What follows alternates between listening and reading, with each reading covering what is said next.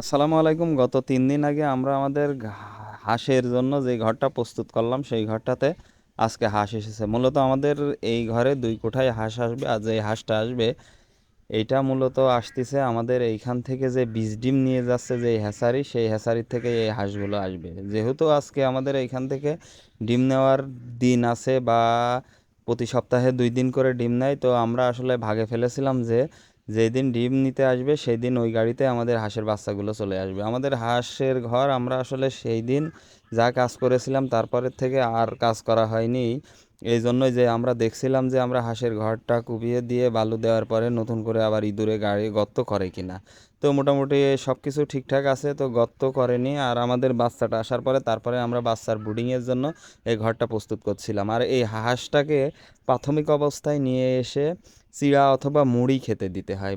কারণ হচ্ছে যে এই হাঁসগুলো প্রথম অবস্থায় ১-২ ঘন্টা দেখা যাচ্ছে যে ফিড খেতে পারে না বা ফিড অনেকটাই শক্ত হয়ে থাকে। আর সেই ক্ষেত্রে আমরা চিড়া অথবা মুড়ি দিয়ে এই হাঁসগুলোর সামনে দিই, সেগুলো খাই। আর এই হাঁস আসার পরে আমরা স্বাভাবিক অবস্থায় স্যালাইন অথবা চিনি পানি দিয়ে একটু করে মুখে ঠেকিয়ে দিই, যাতে এই হাঁসগুলোর মুখ যে ডিমের ভিতর থেকে বেরোনোর পরে আটকে থাকে সেটা ছাড়িয়ে যায়। তো আমরা আসলে চেষ্টা করছিলাম যে গরমের দিনে হাঁসগুলো যত দ্রুত এই ক্যারেট থেকে বের করে দিয়ে রিলিজ করে দেওয়া যায়, একটু বেশি জায়গা পাইলে সেই জায়গায় অনেক আরামে থাকবে। এই জন্যই আর কি এগুলো করছিলাম। এই হাঁস ছাড়ার পরে আমাদের আসলে সারাদিন আজকে অনেক বেশি কাজ আছে। এমন অবস্থা হবে যে আমাদের রাত হয়ে গিয়েছিল এই কাজগুলো শেষ করতে।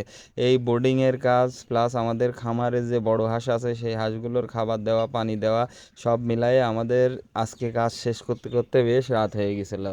তো আমরা হাঁসকে ছেড়ে দেওয়ার পরে চিড়া ছিটিয়ে দিয়েছিলাম। এরপরে আমরা যে হাঁসকে ওষুধ সহ পানি দিয়ে দিলাম। আর যে পরিমাণ গরম পড়ছে এই পানি দেওয়ার পর হাঁস আসলে সবই মোটামুটি এই ওষুধের পানি খাচ্ছিল। আর এর ভিতরে আমরা আমাদের খামারে যে অন্যান্য কাজ বলতে আমাদের এই ঘরটা অনেক দিন যাবৎ পড়ে আছে। আপনাদের আমি এর আগের ভিডিওতে বলছি সেই ঘরের নেটগুলো অনেকটাই খারাপ হয়ে আছে। আর এখন প্রাথমিক অবস্থায় এই ঘর যদি আমরা ভাঙি বা এই নেটগুলো পরিবর্তন করতে যাই তাহলে এই সারা ঘর খোলা লাগবে। সেই ক্ষেত্রে আমাদের সময়ের স্বল্পতা হবে। আর যেহেতু এখন বর্ষাকাল, এই সময় এই কাজগুলো করে আসলে সময় পাওয়া যাবে না। তাই আমরা যেই সুতার নেট আছে এই নেটটা একের টিন থেকে শুরু করে নিচ পর্যন্ত দিয়ে দেব, তার উপরে প্লাস্টিকের নেট দিয়ে দেব, যাতে বন্য প্রাণীর থেকে আমাদের এই ঘরটা রক্ষা করে। আর পাশাপাশি এই ঘরটা আবার নতুন করে পলি দিয়ে ঘিরে দেওয়া লাগবে, কারণ বাচ্চা হাঁস যখন খামারে আসে তখন সেই হাঁসগুলোর একটু গরম পরিবেশ লাগে। এই কাজগুলো শেষ করতে করতে আমাদের মোটামুটি সন্ধ্যা লেগে গেছিলো। এর পাশাপাশি আমাদের আরও একটা কাজ আছে, সেটা হচ্ছে এইখানে বোর্ডিংয়ের জন্য যে হোপার বা বৈদ্যুতিক হিট দেওয়ার ব্যবস্থা সেইটাও দেওয়া লাগবে। এইটা দিলে হাঁসগুলো রাত্রেবেলা দেখা যাচ্ছে ঠান্ডা হয়ে যাবে আবহাওয়া অনেকটা, সেই সময় হাঁসগুলো এর নিচে আসবে। আসলে হাঁস মুরগির ক্ষেত্রে সব একই রকম বোর্ডিং, তবে হাঁসের ক্ষেত্রে এত বেশি বোর্ডার লাগে না।